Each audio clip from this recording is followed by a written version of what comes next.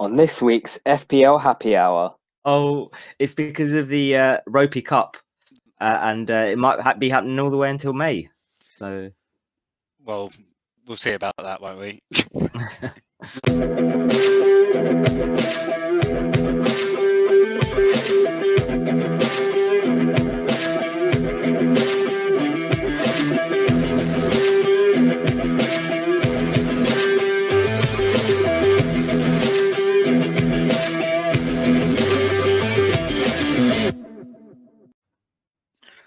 Hello and welcome to FPL Happy Hour, episode 25 of season 3 with myself, Sham, otherwise known as FPL 2 Guys 1 Cup on Twitter. And myself, Rob, otherwise known as FPL Panda. Rob, how are you? Have you missed me? No. Sad times. I've missed you. You're never here anymore, mate. Oh, it's because of the Ropey Cup, and it might be happening all the way until May.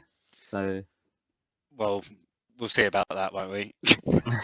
At least you're not going to be in Vienna. I'm not next week after it appears that West Ham have been given a ban on fans travelling.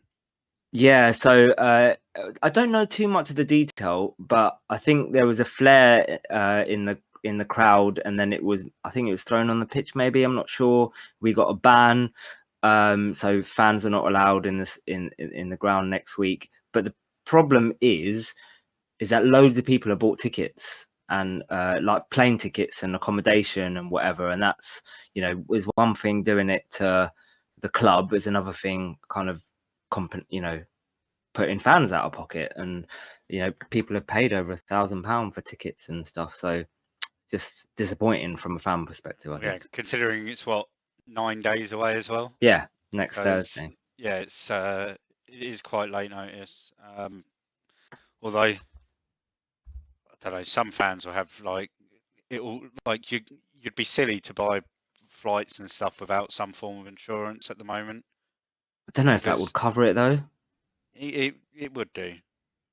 Certain types, if you're traveling for sports and stuff, you can get like certain cover. But at the moment, like for all we know, Austria could go into lockdown next week, as half of Europe seemed to be. So people would have had to have cancelled their flights anyway. It was never know. COVID times. Indeed. Oh, well, the international break is almost finished. We're recording on Tuesday, so it's the last day of internationals today, and then Premier League starts again on Saturday, right? Yeah. It's all back and going, and then it's like, I think I read somewhere it's like 10 game weeks in 40 days or something like that. So it's pretty quick. Yes. Succession of games. It's going to be a hectic schedule coming up. Means it'll be exciting.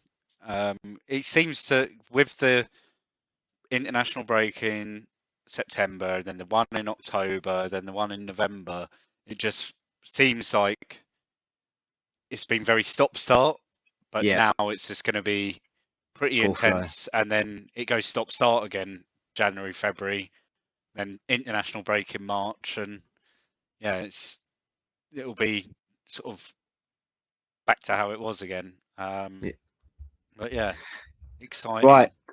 We've got two topics for you tonight that we're going to be discussing. We normally do our ones to watch, but in one of our topics, we are covering some players to watch. So we thought we'd just incorporate in one.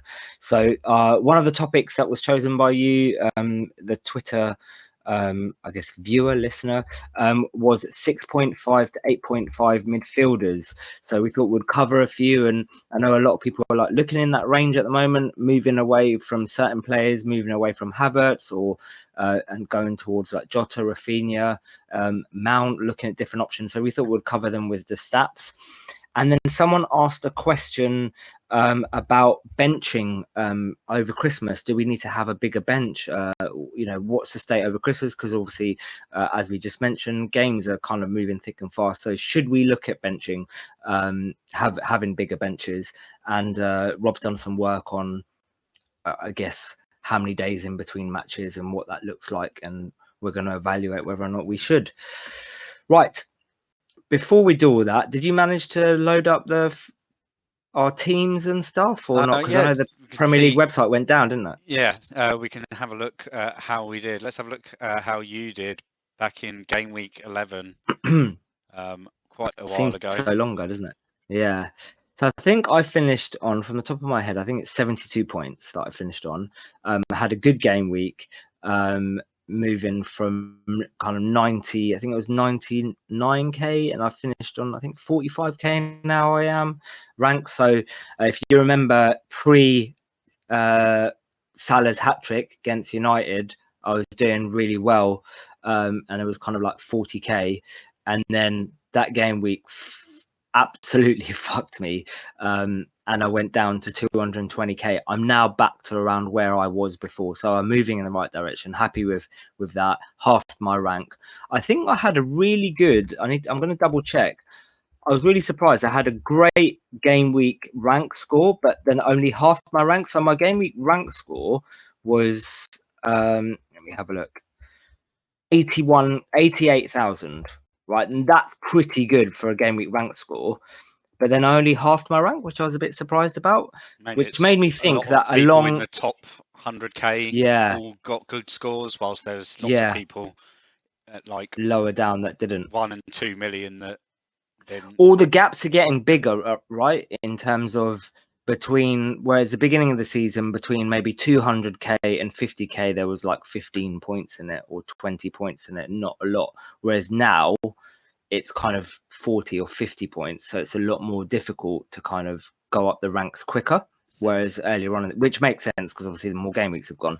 So yeah, good game week. Very pleased with that.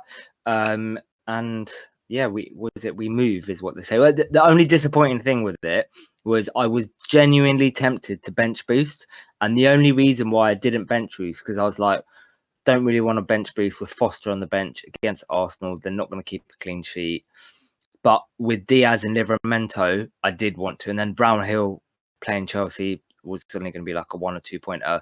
My bench ended up scoring, was it 23 points? So that was the only kind of. And I do want to use my bench boost in a single game week if the opportunity comes up this season. I've said that from the beginning. So I'm going to have a look at if there's any positions later on in the week, the year to do that. Yeah, well, probably not in the next 10 game weeks.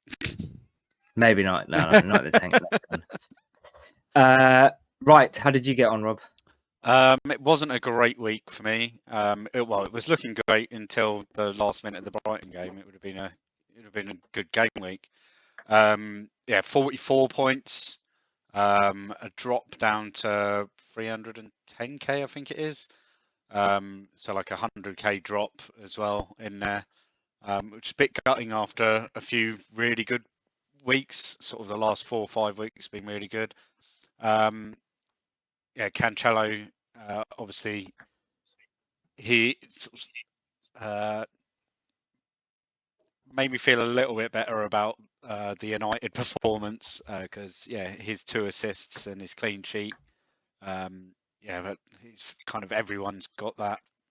But I mean, last week we were both guests on FPL Penguins podcast separately, and I kind of my thoughts were I should have maybe gone with the same logic that I did before, and not banked on that Brighton clean sheet and sort of started Veltman, but had Gaeta in there who also had a reasonable fixture.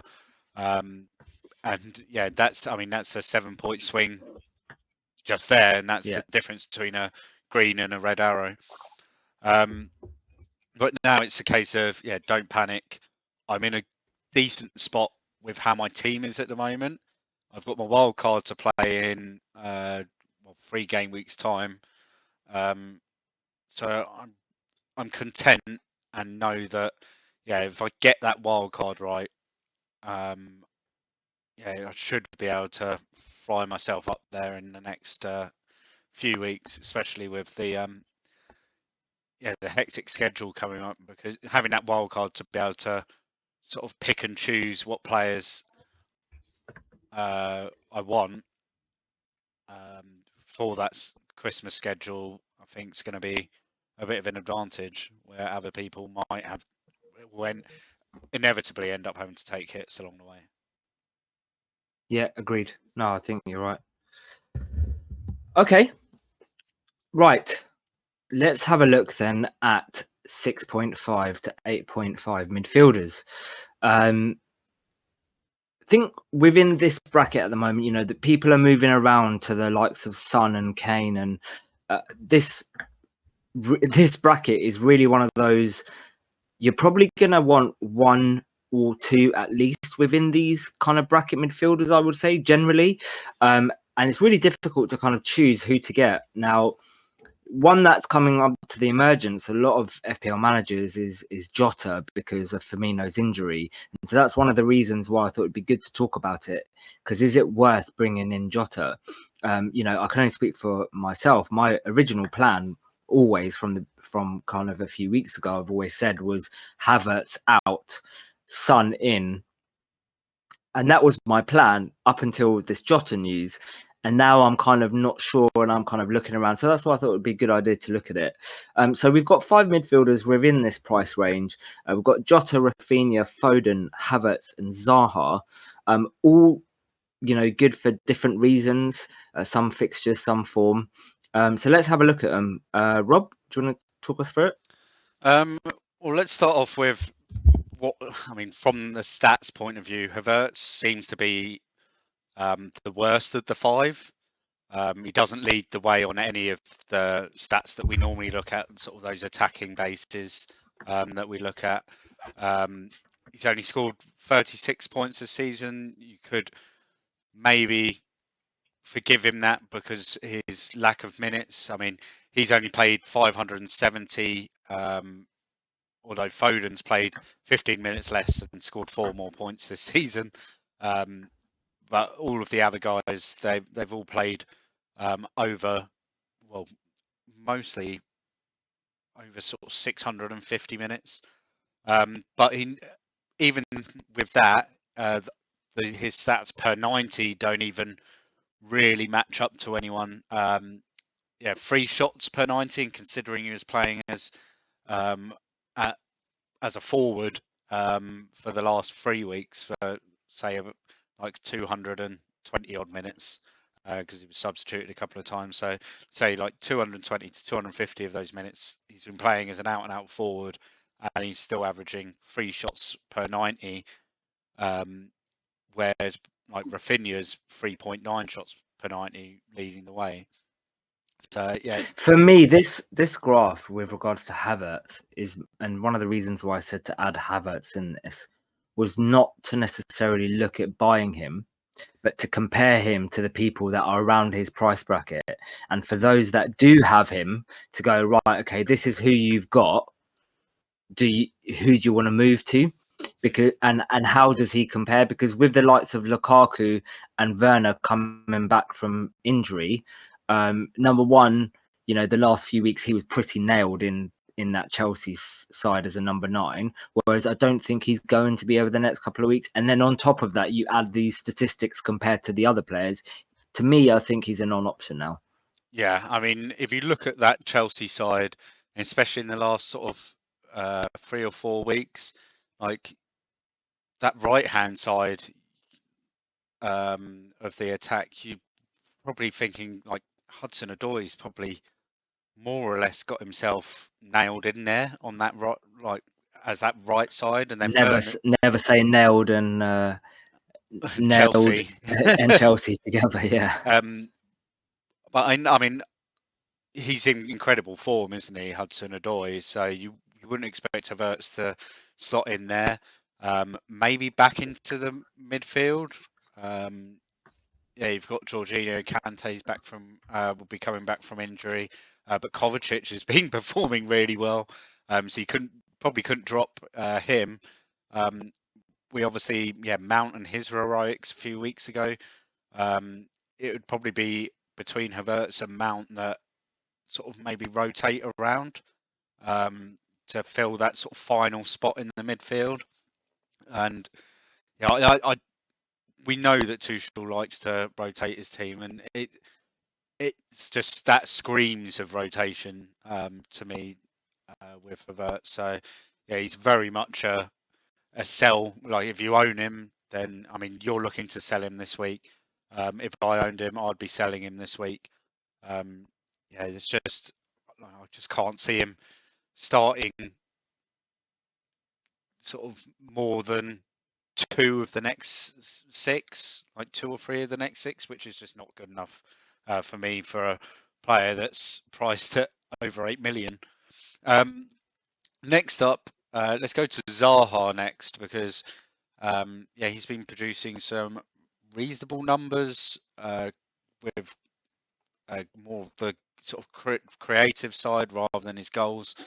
We know that he's on penalties for Palace, which does give him that little boost. Yeah, so I think 2 of his 4 goals this season have been penalties so far. But this Palace side looks like kind of reminding me how West Ham were last season. Yeah. Not this season, because obviously we're fucking massive at the moment, right? Yeah, I mean, they play at Selhurst Park still. At least they play at a football ground. But I mean, they're a team that looks like they're full of confidence. The fact that they haven't been at full strength yet this season, like Eze and Elise haven't really come back in yet. There's up top now. It seems like they've got some options. Benteke's kind of stepped up a little bit and performed a lot better, knowing that Edouard's there to take his place. Or they've played both of them up top, which we saw last time out. And I think that actually makes Zaha a better player because he's not trying to do too much, which we used to see in the last sort of 2 or 3 seasons. Zaha would be out, he'd do everything and then he wouldn't play that final pass. He'd take it on himself. Whilst now he's playing that final pass and yeah, he's creating chances. Only got the 1 assist so far, but he's creating the chances. Yeah, so I mean, his shot creating actions so far this season is 32 at 3.5 per 90, which is out of these 5 is comparable with Jota at 3.6 per 90. Obviously, Rafinha's miles ahead of everyone, but there's no one to finish the creativity that he can supply. His goal just creating... quickly, a mad thing on Rafinha that I've just realised, he's got no assists this season. No. Which just goes to, and considering his creativity is, you know, way above all of these players, and he's had no assist, just goes to show Leeds are really struggling with finishing those chances. And if they didn't have Rafinha, they would be properly fucked. Oh yeah, I mean, they need to get Bamford back. They need to hit some form. Otherwise, they're going to get dragged into this relegation battle. Like Norwich are down. Like there's no doubt about it. They're going to go down this year. But then there's the likes of Newcastle, Burnley. You could probably argue Brentford slightly, Villa, and then Leeds like getting dragged back in there. And yeah, they've got to turn it around. They've got to. They've been unlucky. They have been unlucky with injuries and stuff. But yeah, before you know it, they're currently, where are they? 16th, 15th. Only with 11 points. They're only 3 points outside the relegation zone. So yeah, a couple of losses in the next 5, and they could see themselves really under pressure. And with Spurs up next, they play Spurs, Brighton, Palace, Brentford as their next 4. But then over the Christmas period, they played Chelsea, City, Arsenal, and Liverpool all in a row. It doesn't get easier. Yeah. So they need to pick up 2 or 3 wins in their next 4. Otherwise, they're going to go into the new year in the relegation zone. Which is quite anyway, likely. go on back to Zaha. Back to Zaha. We know he's not afraid to take a shot. He's 15 shots so far this season. I mean, averages at 1.6 per 90. But I mean, I think if we looked at him sort of at this stage last season, that probably would have been double. But that just shows that the quality in the team and that the confidence he has in the players around him, the likes of Gallagher, Edouard, Benteke, all there to help him now. Whereas he was very much the talisman before. Would you say he's still the talisman at Palace? It's difficult, isn't it? I think if Gallagher's not in the side, yes, he's a talisman. But the way that Gallagher's playing at the moment, he's probably playing more of a talisman than Zaha. Although I still wouldn't say Gallagher is a talisman there. So yeah, I don't think there is I don't think you can say he's a talisman at the Not moment like because in the past with them. Yeah, I think there was some statistics, for the last few years, not even just last year or whatever, that without Zaha in the side, they were shit and they weren't. Their win rate was like ridiculously rubbish. Whereas I think now Zaha could not play in that side for 10 games, and I think their win rate would probably be quite good or comparable to with him in there, or the same. So yeah, I don't think he's relied upon at the moment, which just goes to show how good Vieira's done with the transfers that he's made and kind of the molding of the squad, I guess. Yeah, I mean we'll just touch on that with Palace. They seem a lot more solid at the back, which is strange considering it's only really Guehi that they've brought in, and Cahill's been playing really well there as well. And yeah, they've sort of got this solidity at the back that's meant that they've now got this more of a freedom with the forward players, whereas before the forward players, their first thought was always about defending. In the couple of years under Hodgson, now the forward players, their first thought is getting the ball down and moving it forward. And doing it quickly, and they're like this. They're an explosive side. Yeah, you think of Palace, and you don't. I always used to think of Palace's lack of creativity. Whereas in that side, you've got Zaha, Elise, Eze, Edouard, Benteke. Some people laugh at Benteke, but he's one to finish. He can finish, and Gallagher. Take Benteke out of that side, just from a creativity point of view. Those are 5 good creating players that can create goals, and then you've got Benteke there to put them away. And even if you haven't got Benteke, you've got Edouard. He's a great finisher as well. So I think this Palace side can easily get top half this season, easily. Oh yeah, I'm confident they'll finish top half. I think they'll push.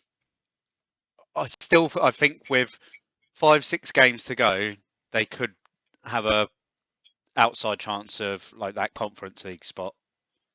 Yeah.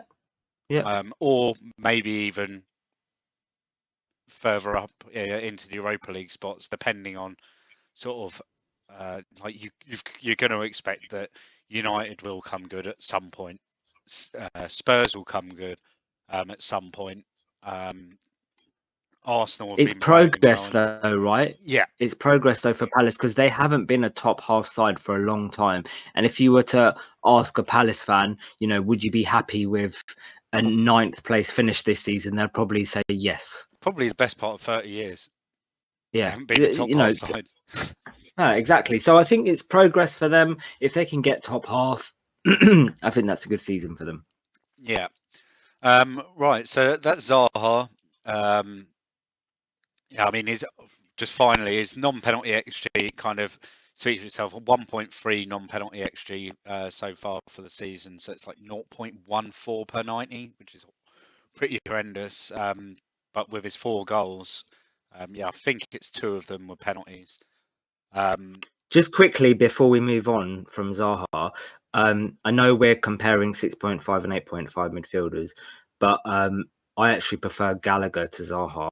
I think based on the stats that we've gone through, and next week I think we're going to discuss sub 6.5 midfielders as well. So we'll look at Gallagher's stats, but he's one that we've looked at over the last few weeks, and I think I think over the last few weeks, me or you have used him as our one to watch because we like Gallagher. So out of Gallagher and Zaha, for the 1+ million saving, I'd probably look at Gallagher. I don't know about yourself. Yeah, I've got in Sky Fantasy, I've got Gallagher in both my teams at the moment because he's fantastic value in that. Yeah. So, I mean, it depends what you want to do. If you wanted to go to Zaha and take the gamble, then yeah, go for it. But you could maybe turn Havertz into Gallagher, which then can turn your Vardy into Kane, like something like that. So yeah, it's one to ponder with them. Right, moving on.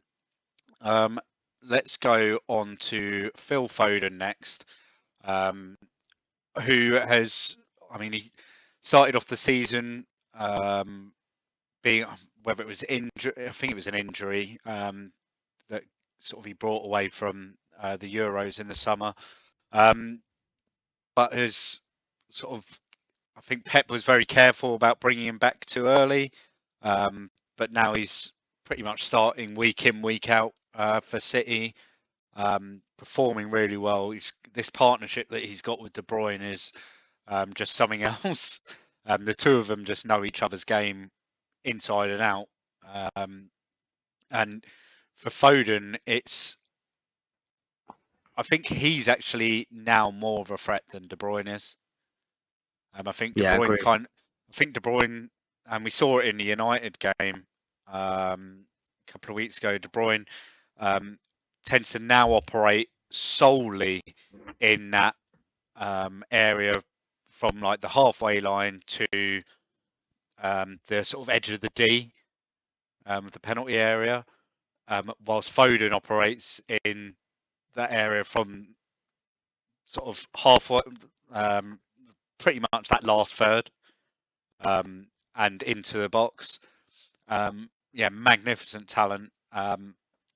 Shots, he's taken 15 shots at the moment, which is quite low, but 2.4 per 90. But I mean, it's still more than Zaha. Shots on target, hits the target 60% of the time, which is huge. 15 shots, 9 on target. But that's probably credit to, it's credit to both his movement. It shows that he can create himself space to give him time to get that shot on target. And also, I mean, he plays in a team of superstars, doesn't he? So, like, there's players that are going to be able to put the ball into the right places for him. People like De Bruyne, Bernardo, Cancelo, who have all been performing really well creatively. Shot creating actions, 16, fairly low, but again, yeah, the amount of minutes, it's 2.6 per 90, which is more than Havertz, but yeah, less than the other three of the players. Non-penalty XG of 2.9. Oh, it's not on penalties, so that his XG is 2.9, an XA of 1.6, which gives him expected contribution of 0.73 per 90, which is actually the second highest out of all of these five. What are your thoughts on Phil Foden? He's only 15% owned at the moment as well. The problem is where to fit him in, and it's a real, I think out of the 5 players that we're looking at now, I don't think you can fit 3 of them in, or it's difficult depending on the makeup of your squad. You can, but for my side specifically, I can only fit 2 in. So it's a shootout between Jota, Rafinha and Foden having only 2. Now for me, at the moment, I prefer Rafinha. That would be my kind of number one choice at the moment for these fixtures. We've spoken about how important he is for Leeds.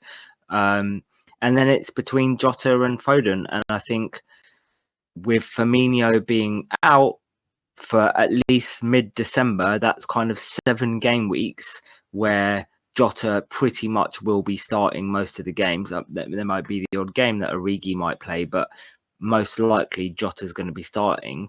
And I think I would take a starting Jota in a Liverpool side that have been the most explosive side from a scoring potential this season, which they have been. They've been better than City from a goals perspective, than Phil Foden, who probably will start most games, but has that potential rotation risk. That's Yeah, my personal opinion. I mean, I don't think it's a bad pick.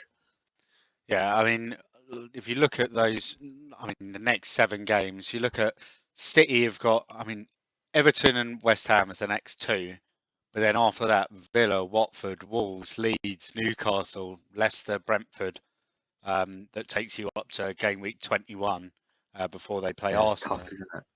isn't it? Liverpool, a similar sort of level of run of games. They got Arsenal next, and then Southampton, Everton. I mean, Everton's a derby; it could be anything happening there. Wolves, Villa, Newcastle.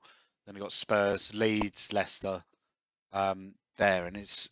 I mean, you'd probably argue Liverpool, City probably have the slightly better run of fixtures, like marginally, after the next 2 weeks.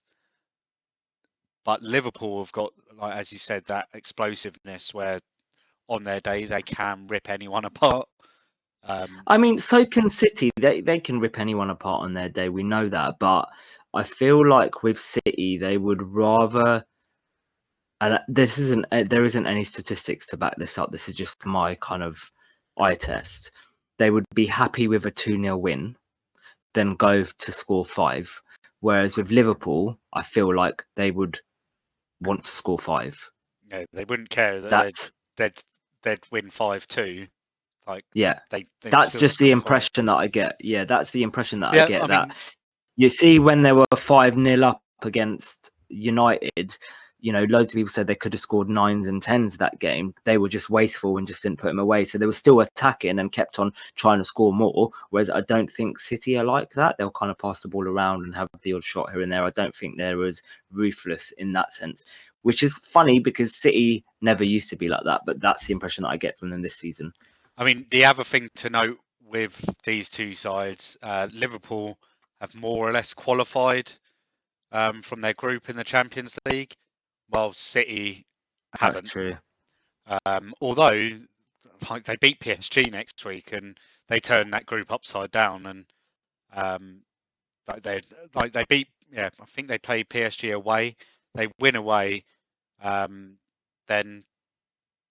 they're pretty much guaranteed through. But if they lose, then they've got a crunch match in match day 6 of the Champions League. Which, yeah, do you think that Pep then would he rest Foden against? I think it would be between the West Ham and the Villa game, the Champions League. So, yeah, does he rest Foden against West Ham or not? That I think there's that, It's a possibility, right? and it's. I mean, we see this with City as well, that when they are winning like 2-0, like Pep's not like you going right. You can come off, give someone else a run because he's got the squad to do it, knowing that it won't.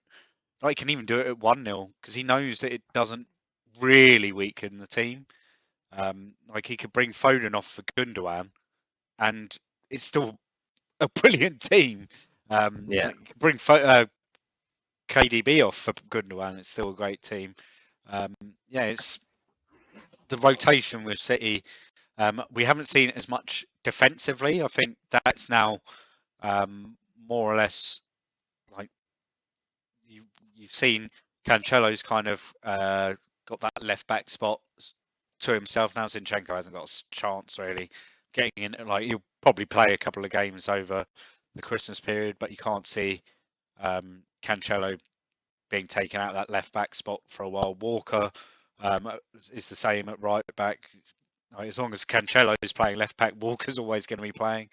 And at centre half, like Diaz looks like he is pretty much there all the time. And then Laporte probably slightly ahead of Stones, although isn't Laporte injured at the moment? I know he's suspended. He was suspended. Yeah, I don't know if he's back. I know he was suspended. I think he is back. So yeah, that's maybe a question to be answered this week. Does Laporte just slot back in? I think he probably does because he's been Pep's first choice so far this season ahead of Stones.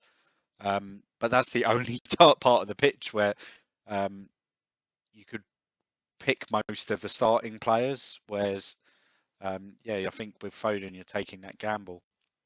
Right. That's enough of City. Liverpool then, as we've touched on them, obviously with this fantastic run coming up, and then Firmino's injury, Mane's injury, it's kind of meant that Jota is more or less guaranteed to start at least for the next sort of 5-6 weeks for Liverpool. There might be games where he plays as out on the left, and you'd think against Southampton at home, like Klopp would probably stick Origi up top and stick Jota out on the left, just to give Origi a run out. Same with Wolves away, Villa at home, Newcastle. Like there are games there that Jota might not necessarily play in Firmino's role, but it's still highly likely. He's only scored 4 goals this season. It hasn't been as prolific, like 0.5 goals per 90, which makes it sound a bit better. But yeah, 4 goals nonetheless. I think last season he was scoring over 1 goal per 90 after his move from Wolves to Liverpool. So yeah, a lot more prolific. Only got the 1 assist, but then again, that could change at any time. His expected assists is 2.4 at 0.32 per 90, which is pretty high for expected assists, and it is the highest out of all of these 5.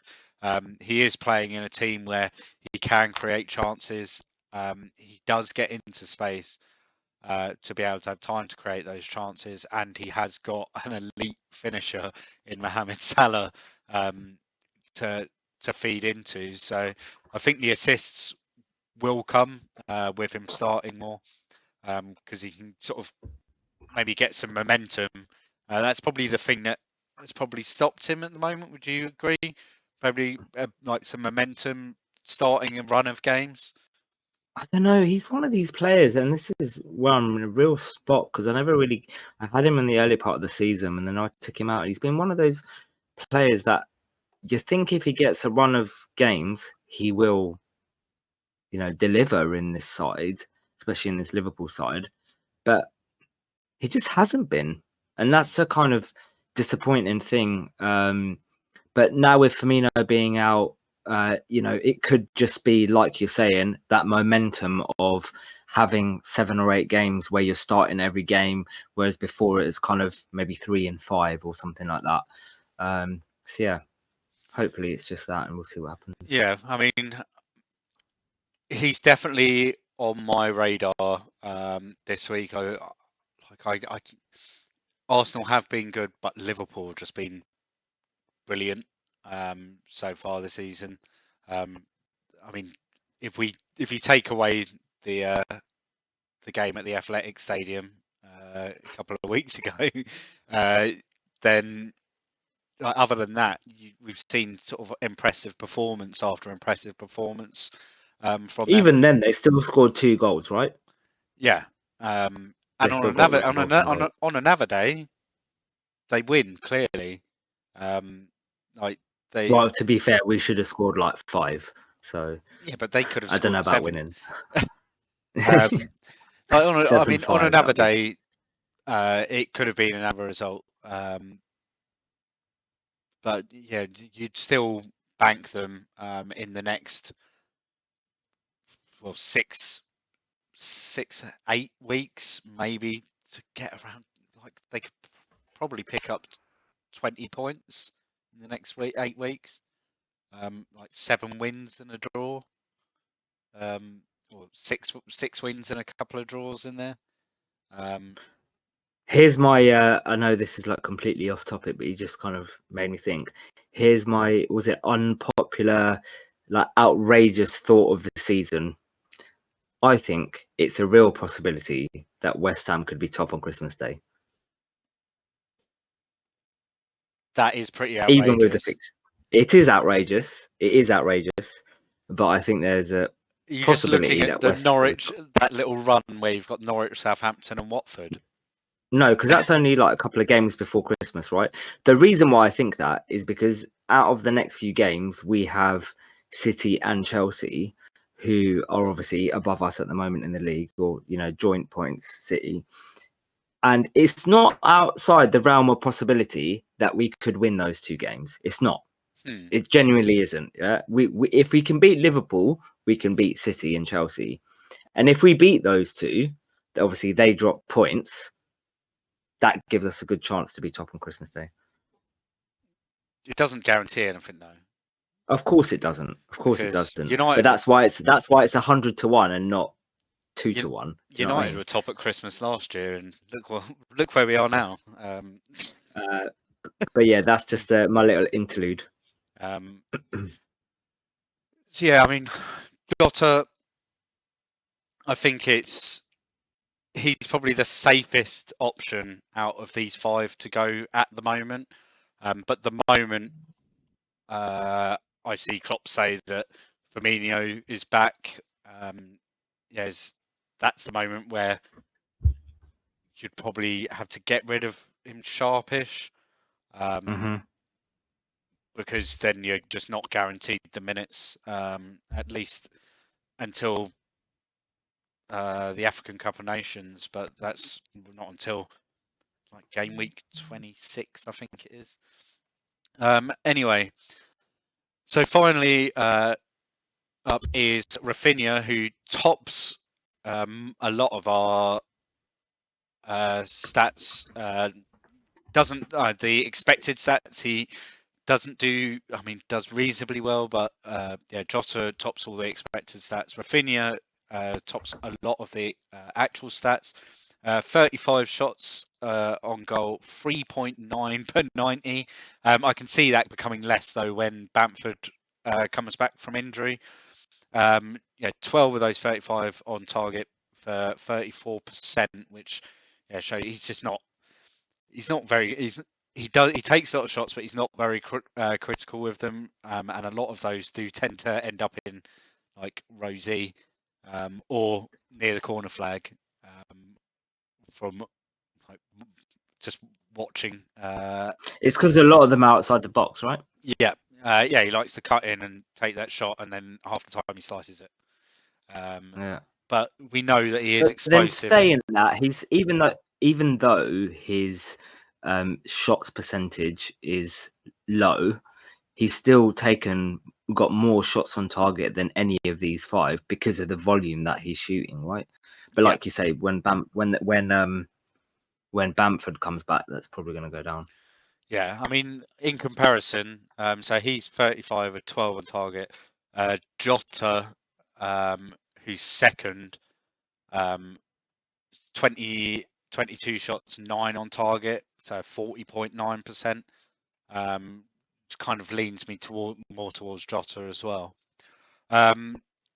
So yeah, 3.9 shots per 90, shot creating actions per 90, 4.5, a non-penalty XG of 3, an XA of 2, giving him a expected goal contribution per 90 of 0.55, which again I can see with Bamford back should increase, because that's what I think he's missing, someone in that top end of the pitch that is up there as the quality that he has.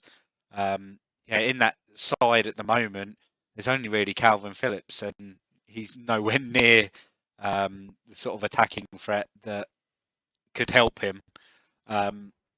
So that, I think that's my concern with Rafinha. I mean, 6.6 million. It's still relatively cheap, so it's cheap enough to take that gamble. But again, there's players that are even cheaper that we'll look at next week that I think offer better value, at least until we see Leeds at full strength. I mean, their next few games, they got, like we said, Spurs, Brighton, then Palace, then Brentford in the next 4. Then they got Chelsea, City, Arsenal, Liverpool after that, which that concerns me. I think it's a case of, if I have Rafinha, hold him You for the keep next him. 4, but that You would, don't buy. like someone like me that doesn't own him, it leans me towards, again towards Diogo Jota, because I know that the run of, he plays for the better side. The run of fixtures is longer, and I'm not booking in a transfer in game week 16 to push him out. Although now saying that, I'm planning to use my wild card in 15. I could potentially bring in Rafinha, have him for 4 weeks, and ditch him on my wild card, which could work out. Yep. But yeah, Right. that's Thank you very the much for that, 5 Rob. midfielders. Hopefully that's given you guys some detail to look at in terms of who to bring in, comparing it to any other options that you might be looking at the moment. Right, let's move on to our next hot topic, which I think will be a lot shorter in time, and which is benching during Christmas period and looking at the kind of fixtures. And I guess the question is, do we need a strong bench over Christmas? And for those that are on YouTube, you'll be able to see some stuff on screen now, which has all the dates and game weeks, etc., when the teams are being played. And Rob, you did some analysis on this. What is your conclusion? We'll go straight into the conclusion. Well, not necessarily conclusion. What's your findings? What's your findings?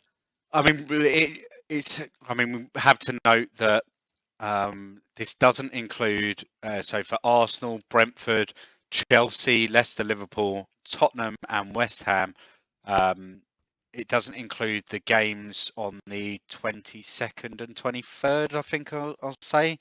21st and 22nd. 21st and 22nd of the Carabao Cup. Quarterfinals. Are you going to the West Ham? If I can get a ticket, yeah. So within my points range, I can apply for tickets tomorrow at 1 o'clock. So I'm going to apply. Oh, well, hopefully I get one. Yeah, you'll be jealous if you don't get one. Yeah, I will be annoyed. Guess he's, You're going. going, aren't you? Yeah. Yeah, I know. In the home, and Sud really wants a ticket as well. So I don't know if I can get, but he's only got 2 loyalty points. I've got 5, so I don't know whether or not he'll be able to get it, but I'm going to try anyway. Yeah, I'm gonna take the day off and go up there early. My dad's working till late, so I'll go up there early. He can meet me up there. Yeah. And then yeah, hopefully, well, I'll be a Spurs fan for the evening, I'm afraid. Cheers, mate. Otherwise, all the people, they'll think I've got some sort of issue if I just sit there in silence like I did for the United game. What if I managed to get you a ticket for the away end? Will you come with me and sit in the away end? No, because I get free drinks and food sitting where my dad sits. Right, okay, fair enough. All right, fair enough. Right, anyway, so yeah, bearing in mind, there's that. I mean, normally, the way that the fixtures go, it's even more packed in. But we're quite lucky this year with Boxing Day falling on the Sunday. That there's not that extra weekend fixtures that they're trying to squeeze in as well. My instant thoughts were, I mean, the big problems are Leicester and Liverpool. Leicester play Man City on Boxing Day and Liverpool 2 days after. Liverpool play Leeds on Boxing Day and then they play Leicester on the 28th. Which, I mean, that's is obviously Leicester. It just puts Leicester completely out of the equation there. But although they have the 2 toughest fixtures, probably the most likely to start their best 11 in both games. So yeah, maybe a cheap Leicester option if you can find one. Everton have a really nice Christmas period. They play Burnley on the 26th and then Then they don't play again until they play Newcastle on the 30th. They have a nice 3-day break there, and then they have a 2-day break before they play Brighton, which, yeah, by far the nicest of the Christmas fixtures. United and Newcastle both play on the 27th rather than the 26th. So they'll have like 9 days from their Wow. game week 18 fixture. I think it's 9 days, maybe 8 days from their game week 18 fixture to the 27th for game week 19.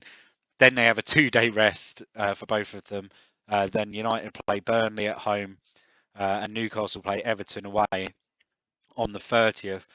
Then United then have a 3-day rest and then play Wolves at home on the 3rd of January, whilst Newcastle play Southampton on the 2nd of January. So they've got a nice break. Wolves start off the Christmas period really tight. They play Watford on the 26th and then Arsenal on the 28th. But then after that, they have a 5-day break, which is the longest break that anyone has in this period before they play Man United on the 3rd of January. City, obviously, a big worry. They play Leicester, then a gap of 2 games, then Brentford, gap of 2 days, then Arsenal, which means I mean, a lot of these teams are very unlikely to train. Wolves will probably have 3 days of training. Some of the teams will get 1 day where they've got a gap of 3 days because it's normally they'd normally have the rest day the day after, rest and recovery, then a training session. They might have a lighter training session the day before. So yeah, some of these teams will get 1.5 to 2 training sessions in there, but yeah, Wolves are going to get 3 ahead of that United fixture, which is interesting. Yeah, City very unlikely to have much of a training session. We know they're liable to rotate as it is anyway. It would have been nice because knowing that, like, historically against Arsenal, they do very well. In the last few years, they've absolutely smashed Arsenal a few times, haven't they? But there's that Brentford fixture, which would have been lovely to target with City assets. But I don't think I could with that sort of turnaround. I'd probably still have Cancelo and maybe one of the defenders, and that's it. Yeah, because I was thinking, what teams are we going to be having? Or when I say we, I mean the FPL community around this time. And I'm looking at Chelsea. A lot of people have got Chelsea defenders, and during that time, so they've got Villa on the 26th, and then Brighton on the 29th, followed by Liverpool on the 2nd. So is it likely that the likes of James and Chilwell might get a rest for that Brighton game on the 28th ahead of Liverpool, which is a massive game? That those are the things that this analysis we should be looking at to identify and go, right, are these players likely to get a rest between that game, those that have a big game after that? West Ham, we've got a game on the 22nd, a few day break. Then on the 26th, we've got Southampton at home. On the 28th, we've got Watford away. And then the 1st of Jan, we've got Palace away. Does Antonio get a rest against Watford on the 28th? Maybe. These are the kind of things that this is really helpful to identify. Yeah, I mean, especially with Chelsea, we could also factor in are they playing Brentford in the Carabao Cup? I think it's Brentford that they've drawn.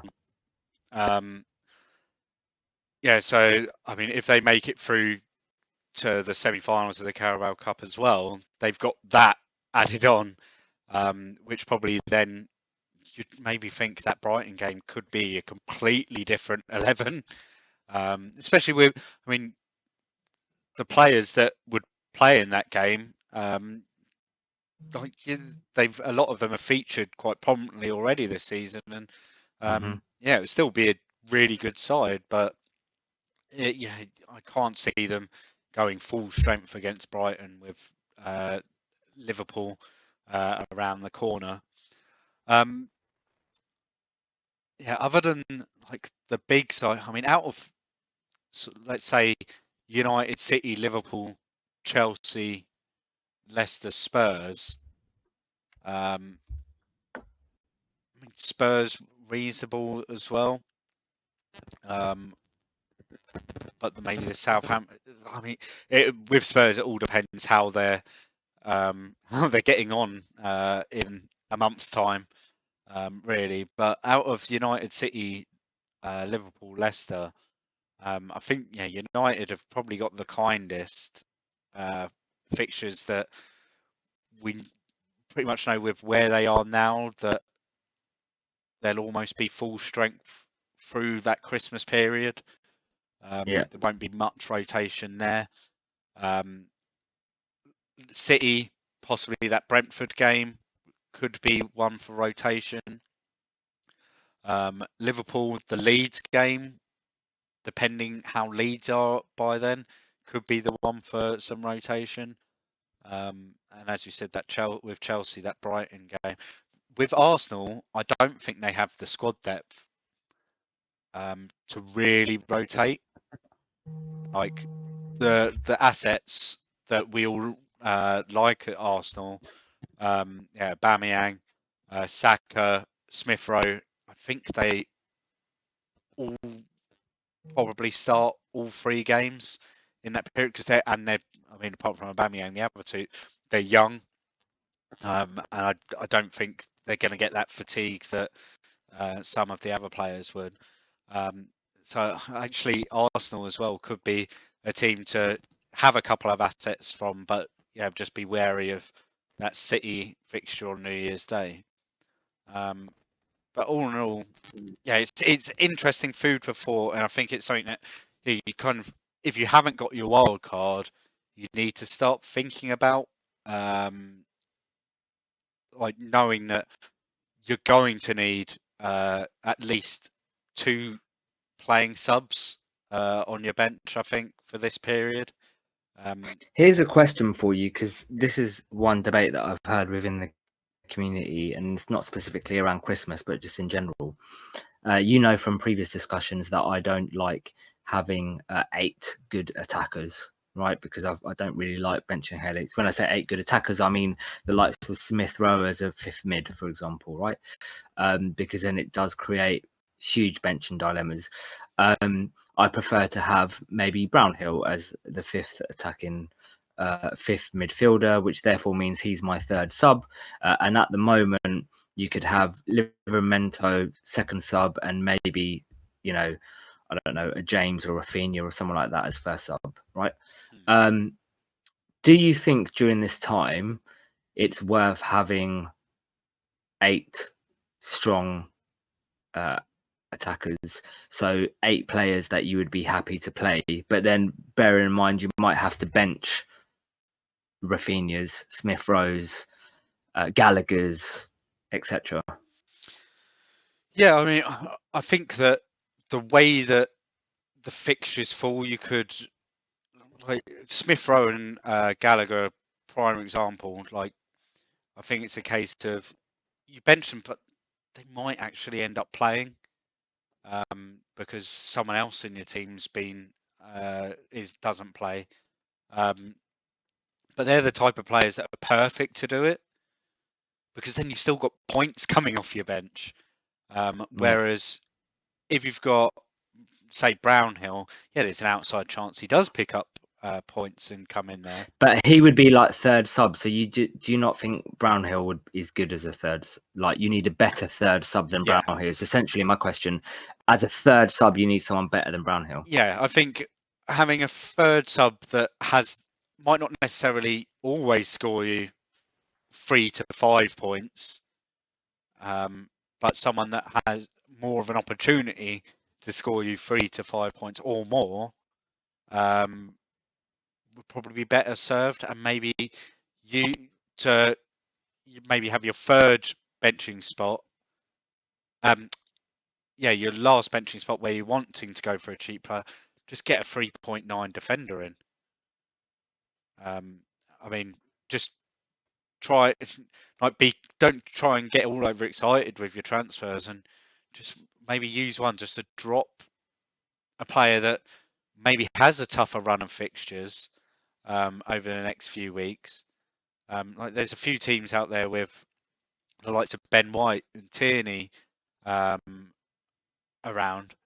Like, yeah, just drop them down to just get rid of that money, free that money that you can then use to put into having a 5-man midfield that has the chance to get you more points. Because, like, yeah, with over that period with Arsenal, like they've got a tough run coming up, and then in that Christmas period, yeah, they've got Norwich. Then I mean, Wolves might not necessarily, like they've been a lot better. Would that be a game that you'd start a Ben White in? Probably not.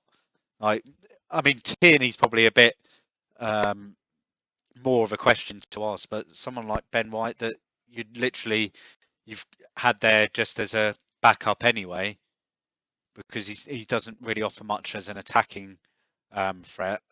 Like, why have him there, not just sitting on your bench when you could have a 3.9 sitting on your bench and use that money to then have the likes of Smith Rowe, Gallagher, Rafinha, Jota, if that's still an option, and you could fill up your midfield there. And we know that like Harry Kane and Heung-min Son over that Christmas period, they've got Palace, then Southampton, then Watford. It's arguably the best combination of fixtures in that period. So yeah, it's one that I think you need to start thinking about addressing now. Especially, I mean, that's what I'll be doing on my wildcard. I'll be trying to address that Christmas period within my wildcard. Otherwise, you're going to end up using your wildcard at Christmas to try and. Yep. And at that point, I think and you then don't want to do that. You want to save it, right? Yeah, I think you're then having to spend a lot of time planning ahead through February, March, April, and I don't think you're going to be. I think you're going to be holding on for a long period of the season where everyone else has that flexibility to move in and out of the doubles and blanks later on in the year. Agreed. Right. Okay. Game week 12 is upon us in a few days' time. Should we have a look at our sides? What we're thinking to do? Initial thoughts, and then we will probably be streaming on Thursday for our live stream, and we can go through some more stuff then. But what's your kind of initial thoughts for your side, mate?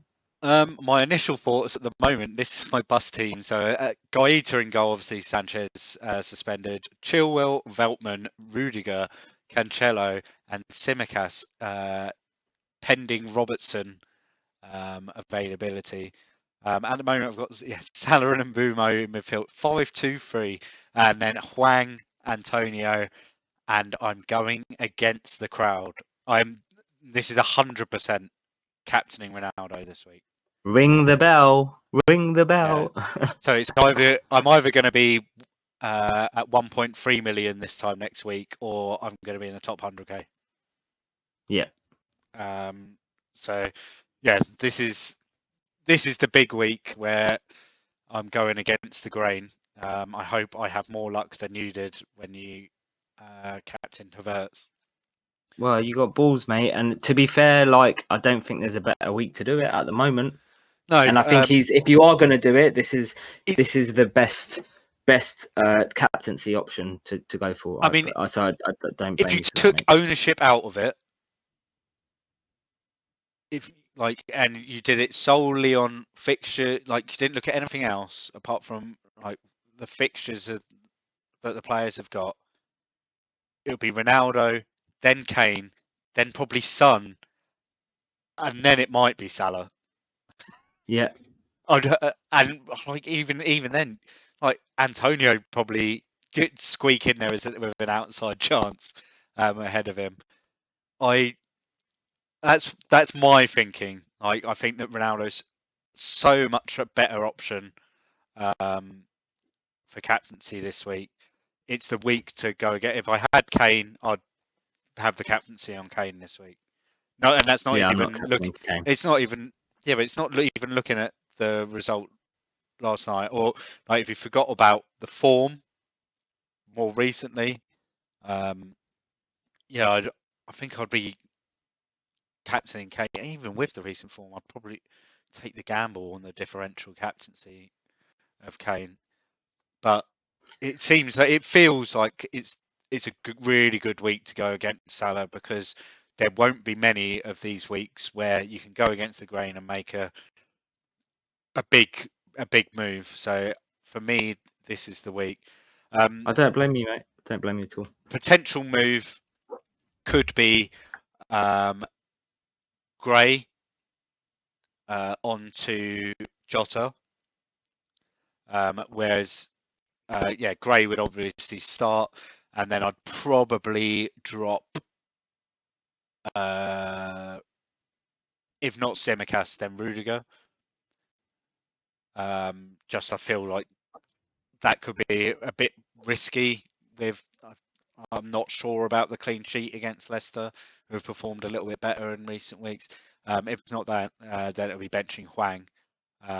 He's obviously got your boys, and I think Indeed. with the strength, not like the strength is in good defensively, but just general strength of the West Ham defence, I think Hwang, he might struggle a little bit, because he's not like Do you well not built, want is the he? He's double quite up? small. Do you not want the double up of Wang and King? Throwing Greenwood as well, yeah.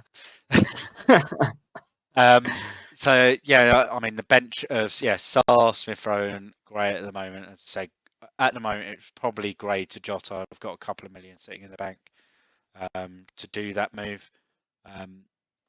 Was half tempted during the international break to take a hit, but I think I'm getting too close to the wild card now to start hitting when I don't really need to. I think it's a strong team, more or less anyway.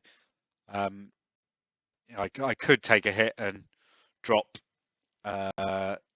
Rudiger down to someone really cheap, like a Livramento, and then push Gray up to Son if I wanted to. Okay. But I don't think it's worth it. Although Well, we can talk about. I did mention earlier about to you about Son injured, but he did get a goal and an assist this afternoon for South Korea, and he's flying back, so he's not injured. He was a doubt. Right, my moves are going to be one of two. I'm still very undecided. It is either going to be Havertz and Diaz out. Well, that's a definite. So Havertz and Diaz out. It'll either be for Jota and TAA, or to Son and Emerson Royal. I'm unsure. The plan was always Son and Emerson Royal, but I'm leaning towards Jota and TAA at the moment, and that will make my side a bit more template as well, which will, when we spoke about kind of ownership stuff and ownership strategy, it makes my side kind of fall more in line with that. Again, going back to, I think that puts me back to exactly where I was for game week 1 to 5 about the strategy. If I do those two moves, because TA is got an 85% ownership in the top 10k, and I don't have him. That's a problem. Whereas last week when I did really well with Cancelo, Chilwell, James, and that kind of Rafinha, all of those people performing, had Armstrong as well. Before that Liverpool game, my rank was like 22k. Then after that Liverpool game, because of TAA, my rank went up to like 45, and it's all those points that I earned from those players kind of got cancelled out because of TA. So yeah, that's a kind of moves that I'm looking at this week. I haven't yet decided, and I probably wouldn't have decided by Thursday. But I do like the Liverpool triple up, especially with the run of fixtures coming up for them. We have seen Arsenal be better, but this Liverpool side, I think, is the best that they've, like, in the last 4 years. This potentially could be the best that they've been. Like That will mean I'm benching Rafinha. Because there's nowhere else. Who else do I bench? Tell me who else I would bench. Yeah, but no, I'd agree. Like, and this is a Spurs defence that have had now had 3.5 weeks working under Conte. Like, not many of the Spurs defence went on international duty. Lloris did, and I think Ben Davies might have done, but the rest of them all stuck at home because they've been shit. It's simple as that. None of them have warranted being called up. Right, that's it for today. Do you want to go through some housekeeping, mate? Yep, let's quickly have a look at our mini league table because we haven't had a look at that for a while. 10th place, John Malik. He's moved up into the top 10 on 769 points. Then 9th, we've got Matthias Bjorg. We'll go with that. I'm sorry if I've murdered your name there. On 770 points. Rich Kirk on 771. Greg Cook on 772 in 7th place. Joseph Samsota on 775 points in 6th. Just Scott on 777 points in 5th. Pontus Gunjake on 792. John Leaf on 803 in 3rd. Tom Glover on 804 in 2nd. And James Twiddy on 805 points in 1st place. I actually had a beer with James a couple of weeks ago, James Twiddy. Oh, really? Is he the one that lives in Horsham? Yes, yeah, he lives just outside of Horsham, and he's absolutely ecstatic about the start of his season. Yeah, some season mad. so far. And another good game week as well. 78. What's his points. rank? Up there. I think he's in the top couple of hundred. He's top of the big FPL mini league as well at the moment. He's right up there. So he is 600. Wow, bang on 600. 600th in the world. That's crazy. Yeah, pretty good, isn't it? Not a bad start. Not a bad start. It'd do well to finish outside like the top 100k now. Yeah. So yeah, well done to all of you guys. Still a long way away to go. We're not even a third through the season yet. That's mad. 3.5 months in, and we're not even a third of the way through. But this time next month we'll be over halfway through. Right. So yeah, that's all of that. Other than that, back on Thursday. Oh, we need to start planning for our World Cup previews next year because that's going to take a while. Yeah. That'll be well, good who fun. do we not? Who do we? I mean, we could start plugging it every week. Just if someone is from this country, let us know. Was it Serbia? We don't have anyone from Serbia. I think maybe I think over the next week, what I'll do is start contacting the guys from last year, from the Euros, and getting our rep sorted for that. I mean, it could be shocking. James Johnson may not be able to be. May not even be there. Yeah, cool. Yeah. But it could be our England rep, right? Well, no, we'll get unless James wants to do it again. We'll get James to come on. He might just have to be an average Joe that just comes and joins in. He can when you're off in Qatar. Yeah. When you've decided to don a camel and head off to the desert. Well, you're more likely to go to Qatar than I am, to be fair, with your dad being an England. Fingers crossed. No, I'm not sure if he'd take me along with him, to be honest. Okay. Yeah, it's a lot of money. Yeah. Let's be fair. So yeah, I think over the next few months we'll pop that in. We'll just do a quick shout out of all the different countries we're looking for reps for. we'll probably end up being recording through September, October, and November to prep for it. Because, well, it won't even September. It'll be like all of October. We'll be recording probably for previews for the World Cup, but it's still a way away. But we've got to start somewhere with the planning for it. Of course. Right. So thanks for tuning in. You can find us on Twitter at FPL_Happy Hour. We're also on Spotify, iTunes, and all those other podcasts, loads around. And our YouTube channel is FPL Happy Hour. Please like, subscribe, and share. And all your retweets are appreciated. We'll be back on Thursday at around 9:30. We'll tweet out when we'll start recording. But so until then, we'll speak to you then. Bye-bye. Cheers, guys.